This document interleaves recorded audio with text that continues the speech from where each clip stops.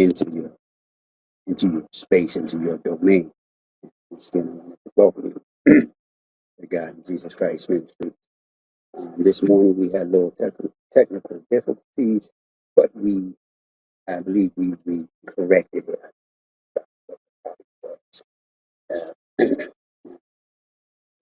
We hope that problem will persist forward. Just to make some announcements for God in Jesus Christ for the ministry forward. Wednesday night's Bible studies will still remain at 8:30. They wanted to change it to a earlier time, but unfortunately, my final schedule of football season from my last season, we're not able to do that yet. But once the season is over, God in Jesus Christ Ministries Wednesdays will come on earlier than 8:30. We'll probably be done at 7:30 after the season is over, which will probably be sometime in November. But Saturdays, book Bible study will be at 7:30. We will come on early on Saturdays. Will be book Bible study for that on Saturdays. Our Sunday sermon message, the sermon that you saw earlier, it won't no longer be going till 9 o'clock. It won't be from 8 o'clock till 9 o'clock. It will end about like 9:50. I mean 8:50. It will probably end about 8:50, no more than 8:50. We will go no more than 8:50 on our Sunday morning services. But we will have like I said, we will have three services, Sunday services on that day. We will have the 8 o'clock, we will have the 1 o'clock, and we'll have what we have now. It's a 7:30 service. Also, we're putting together a worship time. We're going to have a time for worship where we're going to be putting the scriptures, when we go from the website, not from our website, from our podcast, the daily scriptures, the daytime scriptures, and the evening scriptures. Excuse me, in the evening, the morning prayers and the night prayers. We will have them on. We will start having them on here, where there will be probably an hour of those scriptures being played within a certain hour, and the words of wisdom will come on in between those days, between that time and days for you. So you'll see that come on. We'll also have a moment of worship where there'll be music playing, where you come on, you can hear the music and you can pray, and whatever you, the sister, if you just want to pray or meditate, that's up to you. Sometimes it will also be before our sermons come on too. Before our book Bible study will come on, you'll have a moment of worship. So it'll be a moment of worship for at least a half an hour before we come on as well on our ministry. That will happen. We're going to work on putting that together. So within the next coming few weeks, you will see changes to the ministry where you will have that come on.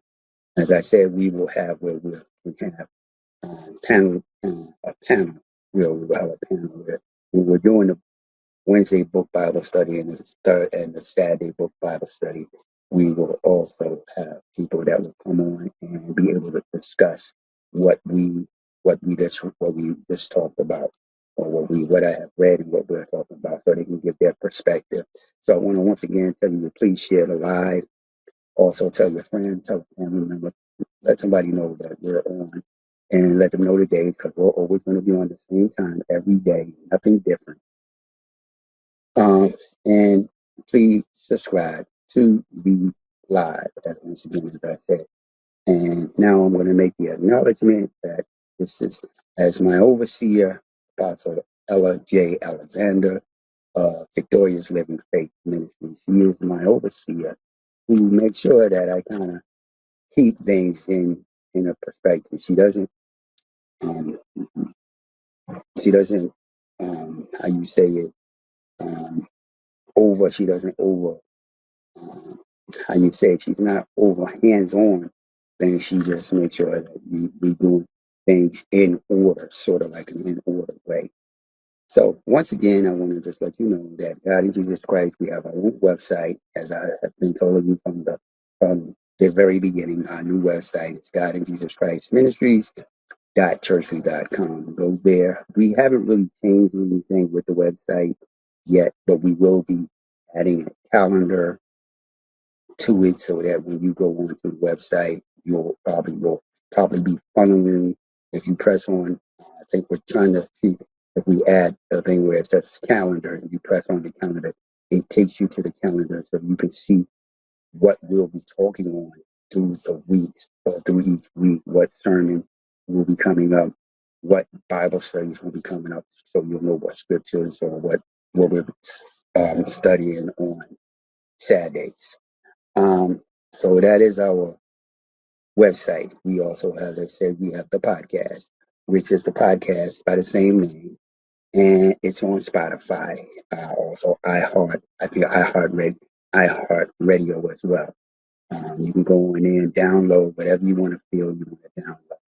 We have about 192 subscribers right now that have subscribed that are that logs on from time to time. We have a good number of people that follow us on there. Our radio stations are worldgospelradio.com. That's our 24-hour gospel music radio station, 24 hours, 7 days a week, all genres of gospel. So when you go on there, don't be surprised if you hear a Johnny Cash singing something or a country artist singing something, or you hear old time gospel music. I do have some people that are on here that are well in there, maybe that are in their 90s and do like the old style Christian music. So we want to touch all genres of music and give everybody a little bit of everything.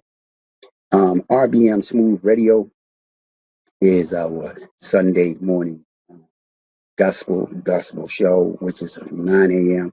or 11:30 a.m. as well. But the announcement does say 11:30 p.m. That's a mistake. We'll be working on that, changing that around as well. If you would like to log on to the radio station and listen to the radio station and log it in, you can go to you can go to radioking.com /RBM Smooth Radio 1, and you can hear the radio station there.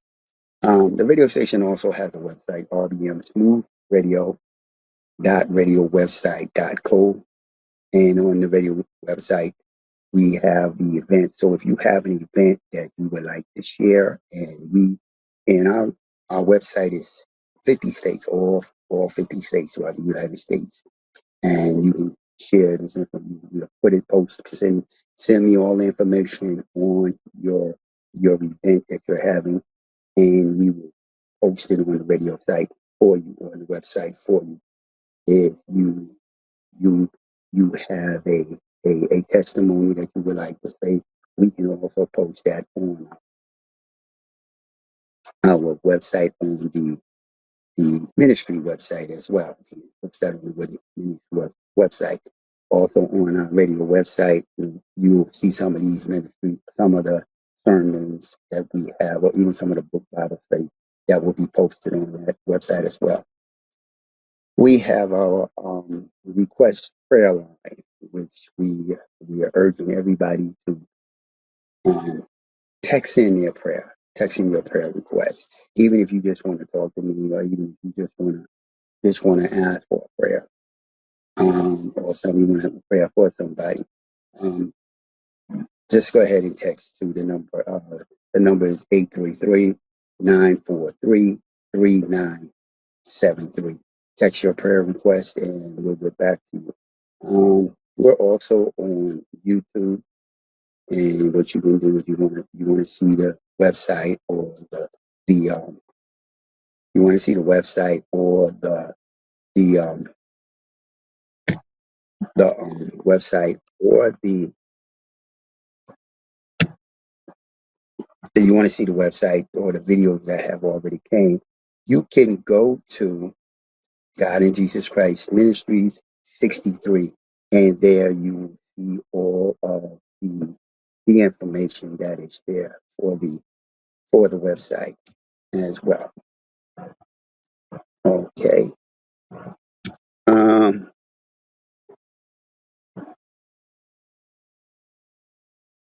okay. All right. Give me a second here. I'm just looking at some things here. Okay.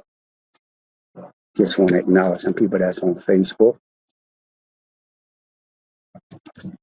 Mm, just give me a second.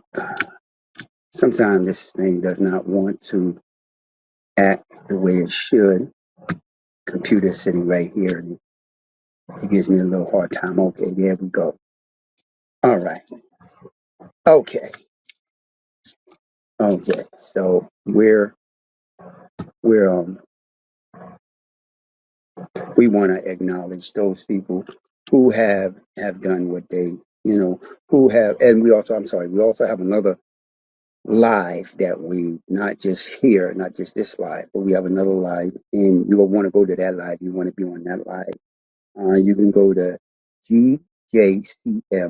gjcm.online.church, and that will be the live you can see from that live. Same thing, you subscribe there as well. Um, Once again, the cities that have come to the locations that we have been watching, with logging on and watching us, uh, to Kansas City, New York City, um, Pine Bluff, Seattle, Detroit, uh, Buffalo, New York, Battlefield, Michigan. What's the other one? Battlefield, Michigan, and Atlanta, Roswell. Those locations and places that we have seen. So I just wanted to touch base with those things as well. And as we had said today, today's sermon, which was this morning's sermon, which was action says it all. And what we're going to be talking about is anger, grief, and fairness in the eyes of God. In God meaning God's eyes, or in the eyes of God, as we say, in the eyes of God. So in the eyes of God. And so what we're doing is, in this theme, this is what we're talking about. And as we're going to delve into the book of James, and we will see how these emotions that we have and actions play a role in our relationships with others and with God. So these relationships that we have. And I'm going to go here, and we're going to be in James chapter 1, verse 19. Actually, it's going to be 19 and 20. Verse 19 and 20. And what I'm going to do is I'm going to kind of move back one verse. It should be two verses because it's an odd number. So I'm going to actually go two verses above it, and then I'll go two verses below it. James chapter 1, and I'm going to be in verse 17, but we're going to be actually talking in through verse 19 and 20. So in verse 17, here's what James is saying. Every good thing given and every perfect gift is from above, come down from the Father of lights, with whom there is no variation or shifting shadows in the exercise of his will. He gives us birth by the word of truth, so that we would be a kind of first fruit among his creation. You know this, my beloved brothers and sisters, Now everyone must be quick to hear, slow to speak, and slow to anger. For a man's anger does not bring about righteousness of God. So in this verse here, what James is talking about, and his audience that he's talking to is the Israelites that are not within the Israelites that are not in the not in they're scattered. When I mean they're scattered, they're not within the region of the tribes, within the 12 tribes. But he's talking to all the tribe, everybody that's within the 12 tribes, but even those outside of the 12 tribes when he said scattered. And what they mean by scattered is not that they've been taken to a foreign land. It means that they are no longer living among the Israelites. They're not living within the 12 tribes. They're living in another location or another region of the the continent Africa. They're not scattered or anything like that. So don't think somebody's telling you that see they came and took them and they're in America, because that didn't happen until about 150 years later, about almost almost about 1,000 years later, because this James was probably this letter was probably, well, the book was probably, as we say, it was probably written about 80 80 or 90 AD. And when the transatlantic slave trade started, that was around maybe 1500, 1600. So this is in actually the first century. And when the slave trade started, it was about the 14th century. So you can see the big difference. There's a big, big gap. So that's not what he's talking about. He's talking about those Israelites that are not living amongst their people and they're scattered. That's what he is originally talking to, and that's who he's really talking to. So in James verses 1, verses 19 and 20, he is reminding us to be slow to anger. And what he says, you heard him say, be quick to hear, meaning when somebody is talking to you or trying to explain something to you, you should be more attentive in listening, because when we're not attentive in listening, we wind up understanding what somebody says. So he wants you to be more attentive to listen, slow to speak. In other words, don't be so quick to speak.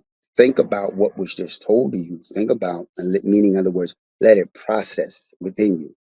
I used to, I still do it to this day. When people talk to me, before I give them an answer, I think about what they're saying.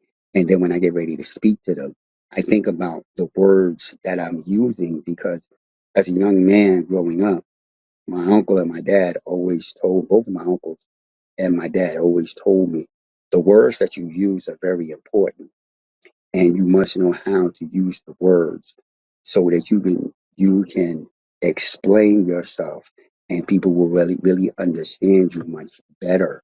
So we have to be quick to listen, be good listeners, be very good listeners, and be slow to speak, not so quick to answer right away, because you don't know what you probably didn't even think about and let it process, and you answer to something that you don't know what you answered to, or you answered to something that was wrong, and now the person thinks different. The slow to anger is not to let somebody bring you out of your character or get you upset right away. A lot of times I see people that they're on TikTok and they're first having a discussion and somebody says something to them, and right away they are put into they're they're made to they're I'm sorry about that. They're made to they feel that something is wrong. They come that, oh, they misunderstood them, and they all of a sudden their voices get loud, and now they think people are attacking them, but they're not attacking them. you now let your emotions get to you. So, in other words, he's saying have control of everything you do. Have control of listening very closely to what people are saying. Have control of your tongue. Listen to what somebody's saying. Don't be so quick to speak. Be careful of the words you use and how you use words. Also, be careful of the things that you may say in this aspect of things. Um, in this aspect, what he's also saying to you is that don't let nobody bring you out of your character, and that's what he's saying because anger does not produce righteousness of God.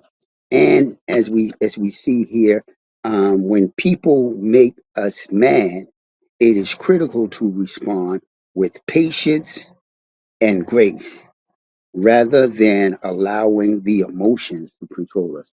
When you allow emotions to control you, you take on a a different different. I'm going to say we sort of say like we say in excuse me in football, you take on a sort of beast. It's a different beast now that you're dealing.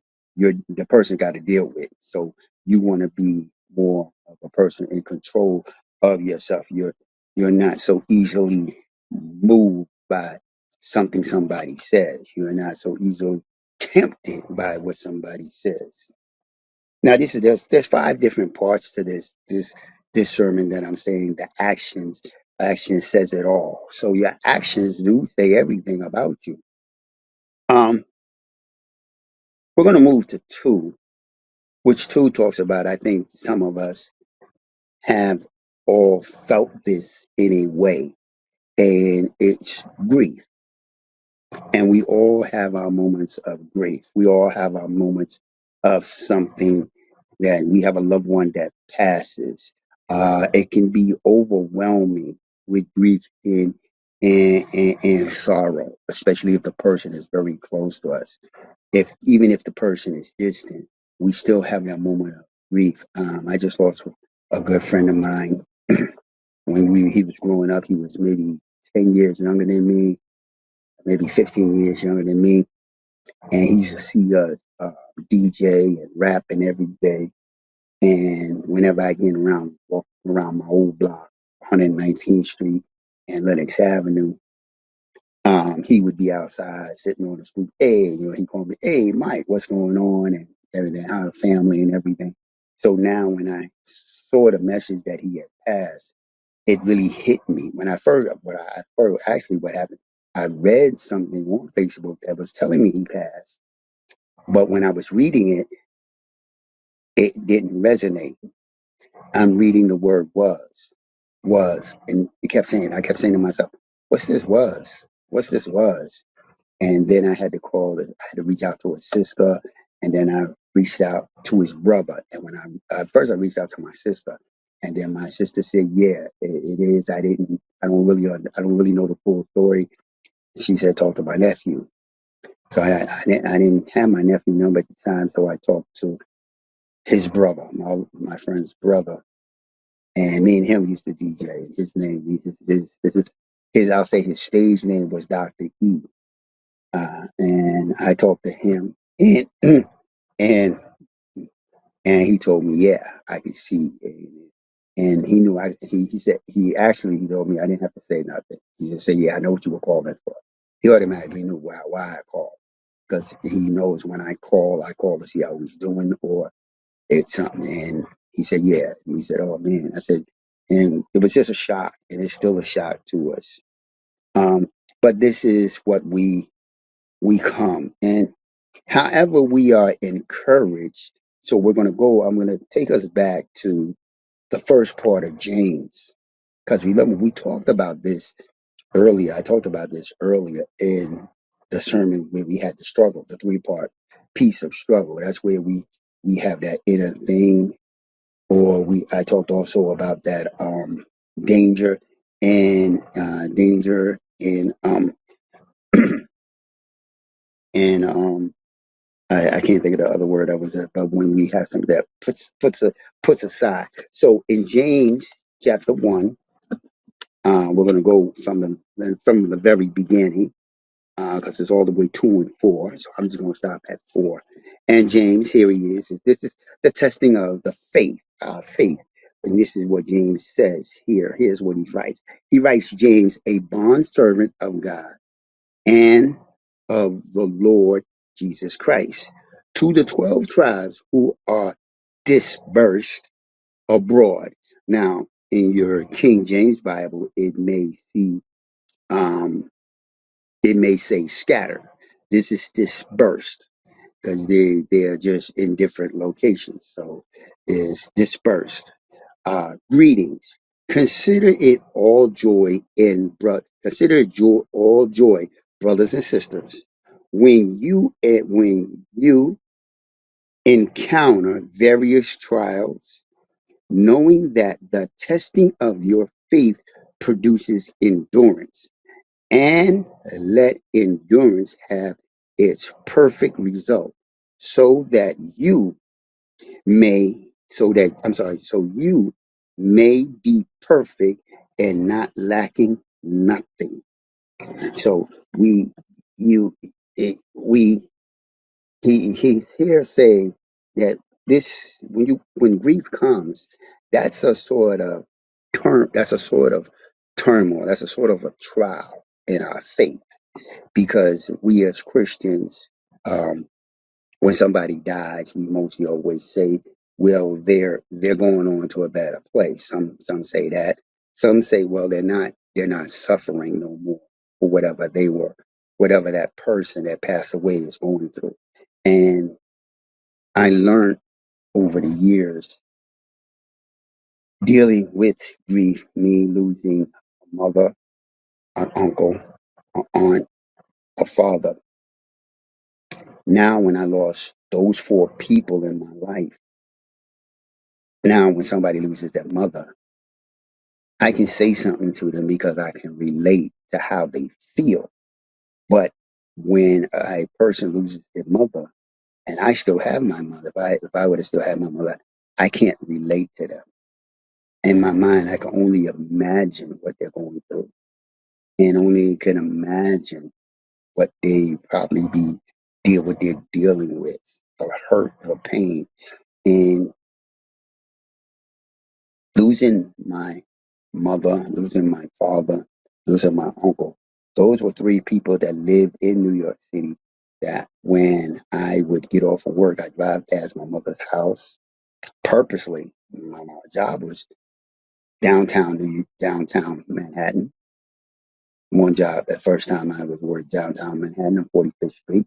I drive from there past my mother's house, see my mother, then I go home. I would get in the car, come to New York, see my father, spend hour with my dad, or maybe half an hour. I go to my uncle's. I wind up probably spending 2 hours with him, because me and him were talking about politics and everything else. So you can imagine the grief that I have, and the things that overwhelm me. So it's a test.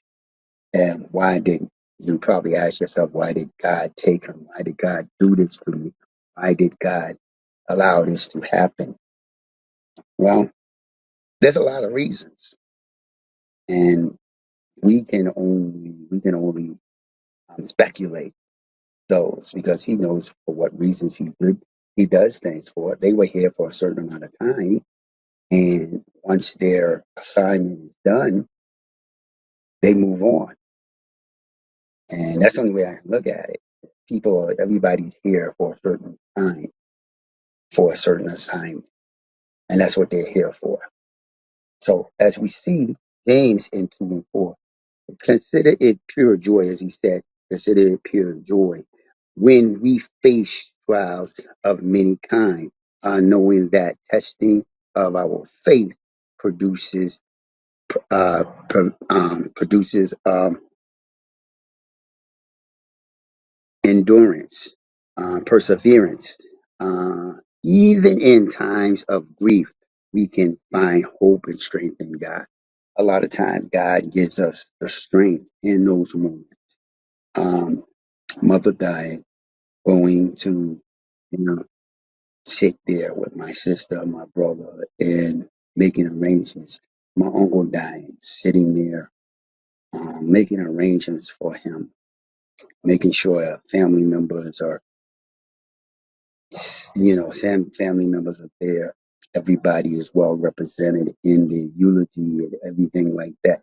These are the things that overwhelms people, and it is something, and it's a trial. But when I put him away, everybody said that's they were like, that's Charles. That's what my uncle named was, Charles. That's Charles, my father. When he left, same thing. Knowing to put him, I had to read my own father's eulogy. For my uncle's eulogy, I sort of read it, and that's what it is. So when you deal with grief, we deal with grief. Everybody deals with grief in a different, and we find strength. God gives us strength because we ask for strength. Sometimes when this happens, we say, God, give me the strength to good. Hi, Apostle. Pastor Dixon. Uh, I just didn't see it a minute. I just happened to look up and I see uh, Pastor Dixon's on here. Pastor Dixon has a Saturday morning prayer service. Also, if you, as I said, if you go on our radio website, and look, her information is right there, and that will be there for the entire year. It's not coming down at all, and even next year it's not coming down. It will be there, so you can go on it unless something she changes, and if she changes, she'll let me know, and I'll put it up. But that will always be there for y'all who come on, and also we're putting it on the website as well. We're gonna find a location where we can put it on the website where when you go, you see Pastor Dixon's prayer service. You'll see that there along with when we do our things, we will see her information there as well. So with this grief, we we find strength. We ask God for strength. We ask God for wisdom. God, get us through this. Can you get me through this, God? Please give my family strength for this grief moment that we have. And this is what we as Christians should do for each other. Um, there was, I think, a pastor. I was listening on a live one day, and the pastor said, "If you don't have nothing to say, don't just say anything." Only thing I normally say to people is, uh, "I'm sorry for your loss. I send my condolences." But if you never lost a parent, or you never really lost somebody close to you, don't tell somebody you know how they feel. You don't know how they feel because you don't know. You can't imagine what they're going through. Um, just to say, I had two close friends of mine. One was killed, and when he was killed, oh, the thoughts that went through my mind and the things that went through my head. And my daughter told me, "Daddy, sit down. Don't go nowhere yet." And because I was ready to run out the door when at that time we had beepers, we didn't have cell phones. So I kept getting, when you beat somebody during that time in the 90s, early 90s, when you beat a person, you would put 911. And when I saw 911, I'm like, okay. And then I saw 911 again, 119th Street, 911. I'm like, and I got home and I called, and they told me. And my daughter said, "No, Daddy, don't go yet. Don't go yet. You're not." Because I was going to jump in my car and just fly straight to New York.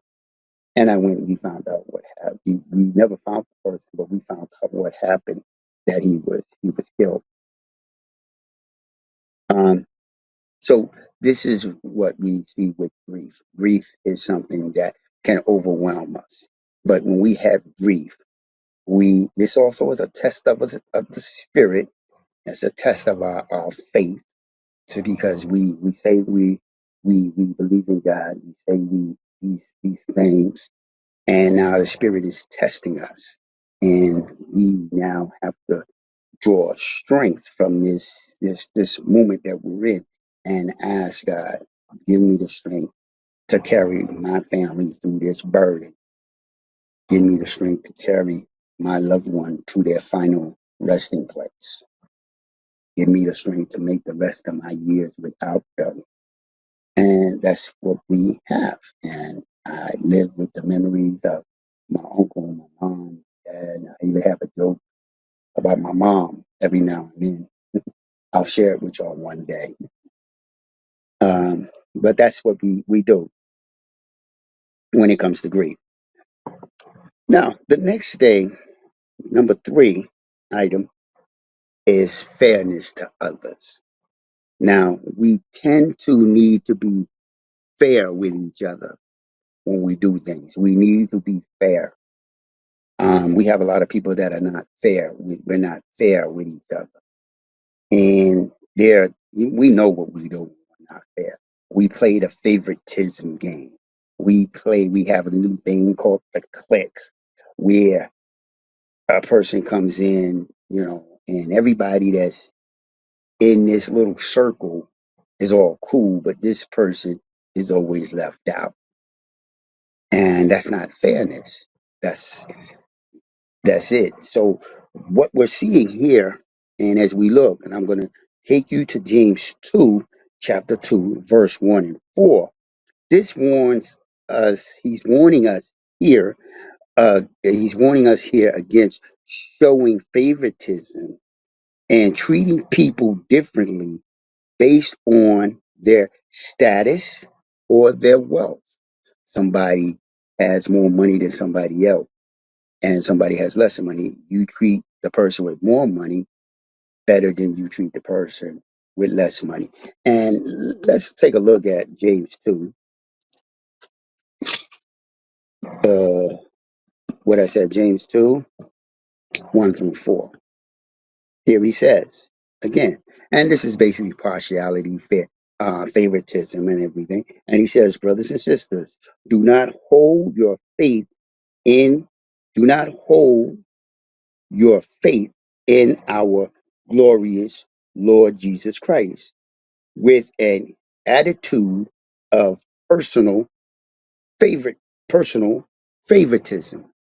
So we see there that he's telling us, don't be, you believe in Jesus Christ, but yet you're you're you're you're showing favoritism, partiality.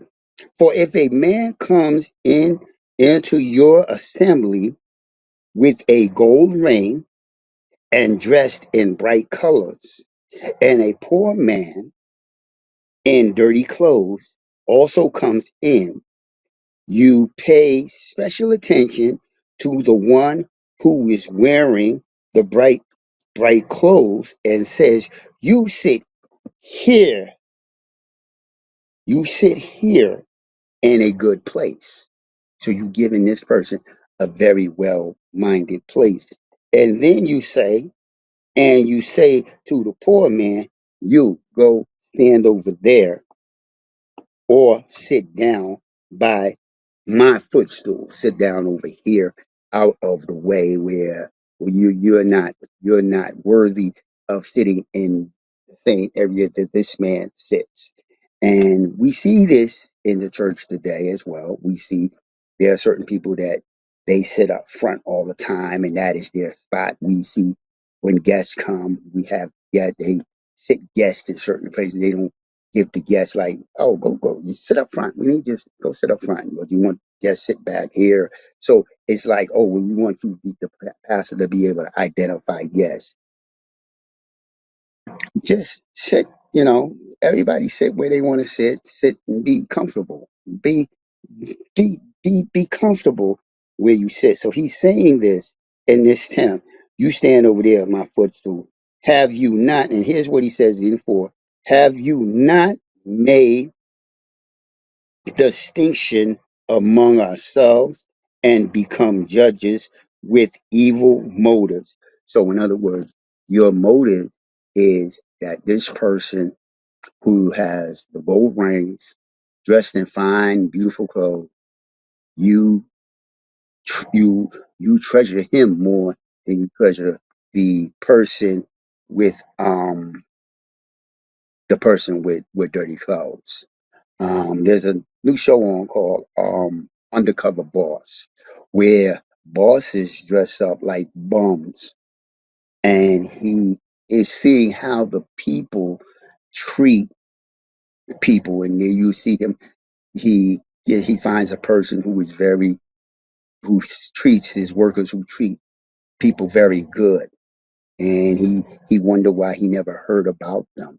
And he comes to find out that sometimes it's the manager that is running the place that keeps things out of his reach. So the show is pretty good. I've seen it, and then we've seen on Facebook a lot of times they show where the partiality, where people uh, are showing to be bias, I could say, or show favoritism because they look at a person, they're dressed a certain way. A guy comes in, he's owning a company, but because he has on sweatpants and sweatpants and a t-shirt, the lady doesn't believe he owns a company, and she thinks nobody would you ain't dressed like a businessman.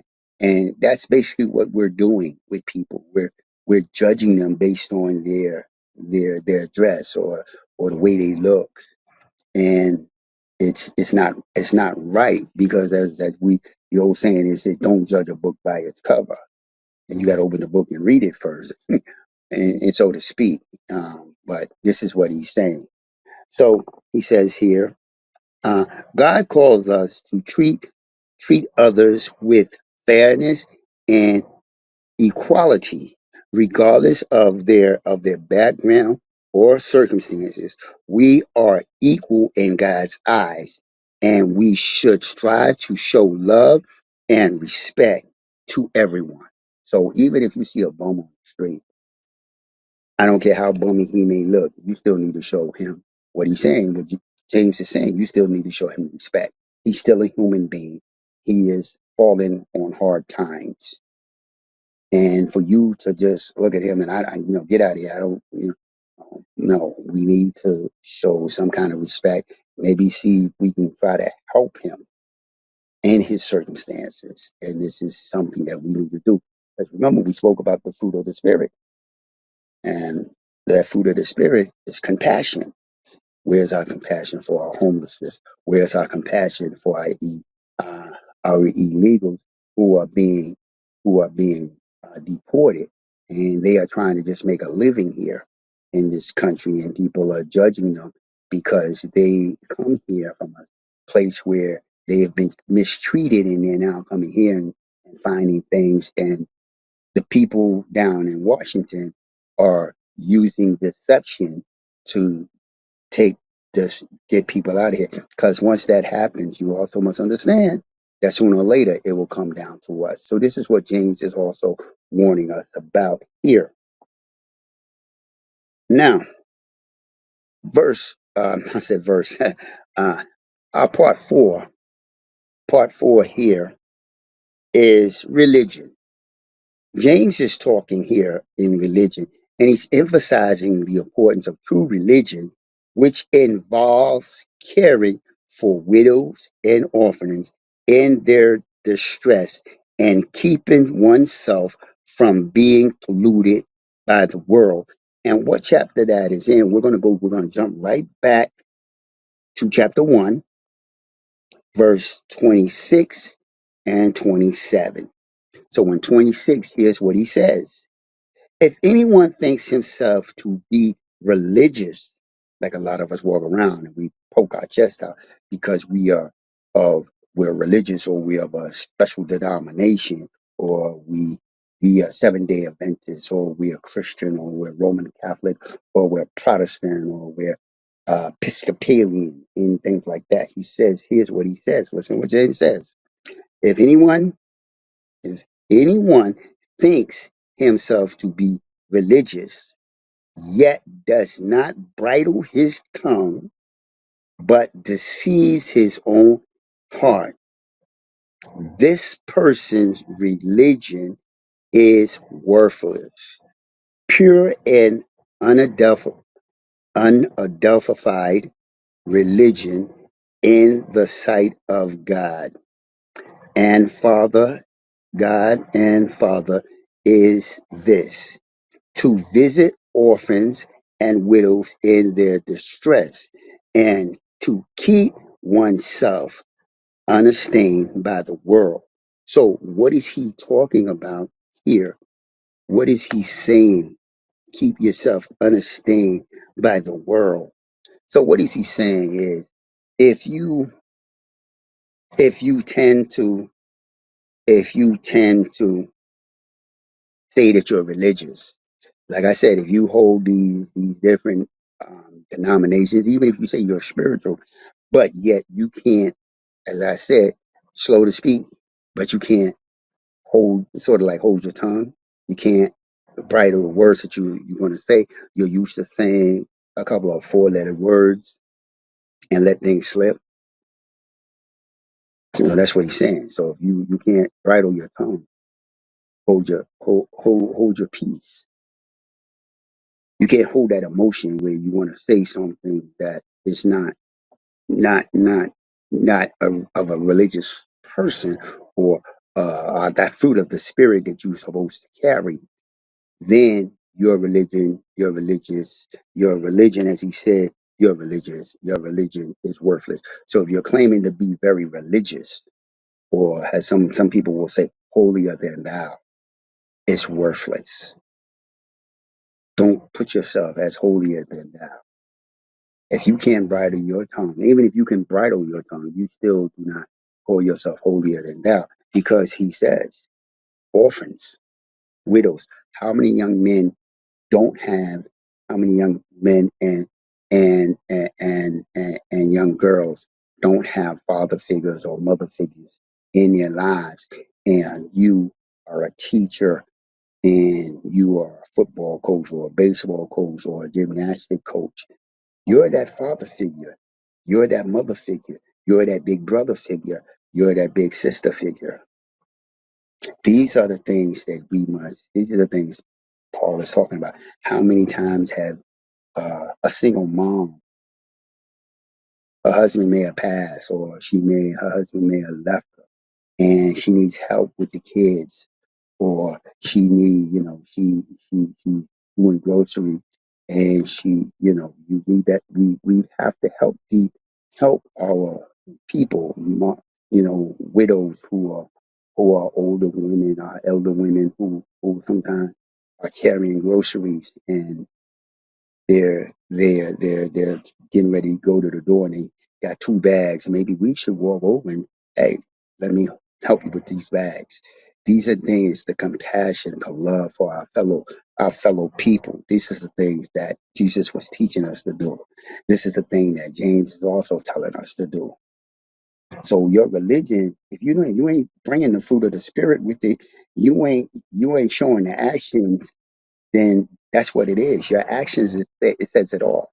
So when this happens, you're not saying anything. You're not saying nothing. Your religion is worthless. Now the fifth one is very good. Fifth one is very good, and we'll be getting ready to close here. The fifth one talks about God's view. Ultimately, God's view is God's view is one of love, compassion, and justice. So God's view is love, compassion, and justice, meaning he's fair. He's fair with what he does when he brings justice to it. He has compassion for his people. And that means, when I say people, I mean people today. He has compassion for us. He loves all of us. There is no pigmentation. I'm not going to say race, because race was something that was developed um, to separate us, and it's been used to separate us. Because if back then nobody knew a white or black, there was no white or black. It was just your ethnicity. Either you were African or Greek, or, well, let's say you were an Ethiopian or Greek or Roman. That's how they identified back then. They didn't identify with black or white. I don't even think they identified with African. They're identified by tribe. That's how they identified each other back then. We did not, that race thing did not come about till about maybe 13th or 14th century, when race started coming and they started putting people in race. There was only one race, and that's the human race. So, in that, what we're going to look at is James 2, verse 8 and 9. Verse 8 to 9, but I'm going to go to 10.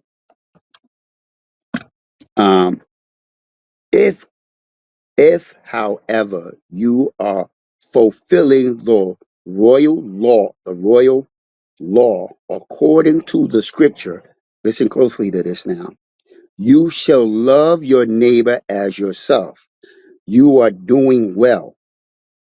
Love your neighbor as yourself. You're doing well. The royal law. Now I'm going to ask you why.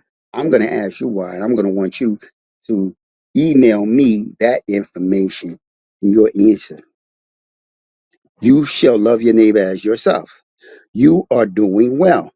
But if you show partiality, you are committing a sin. You are committing sin and are convicted by the law as violators. So if you love your neighbor as yourself, you're doing well.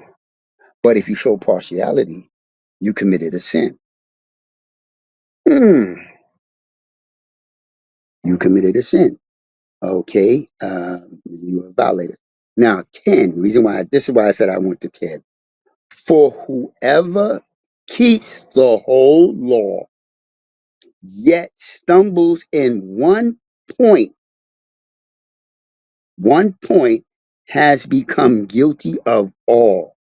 And I'm going to go to 11. For he who says, do not commit adultery, also says, do not murder. Now, if you do not commit adultery, but do murder, you have become a violator of the law. So, in other words, what James is saying is the same thing that Paul said. If you keep the law, meaning the Mosaic law, which Moses has given to the Israelites from Mount Sinai, Jesus came, died on the cross for all our sins, and you say, well, I'm going to keep the law. That means you have to keep all of the law.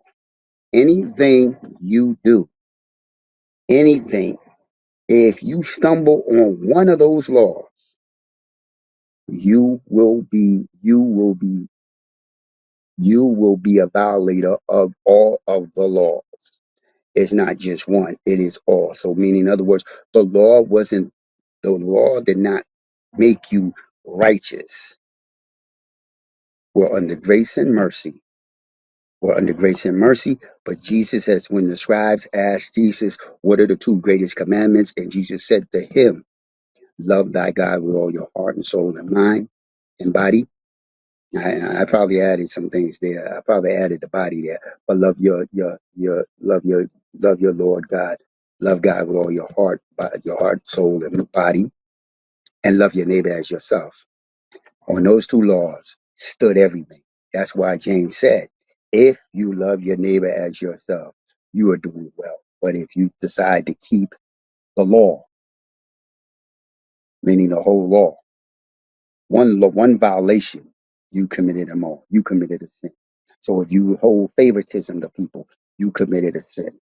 If you show partiality because, oh, he's an Israelite, but he's a Gentile, so I don't like Gentiles. So I'm going to treat the Israelite fair. I'm going to treat the Israelite with favoritism, and I'm going to do just like the guy in the thing. The Israelite comes to sit down in a nice, lovely spot, and you set the Gentile over in another little spot that ain't even half as decent as this spot.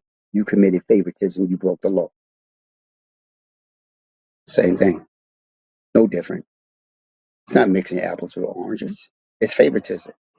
So what he's a brother, but you still have to treat the other person is just as fair as that person. And that's what this is about. And God sees us.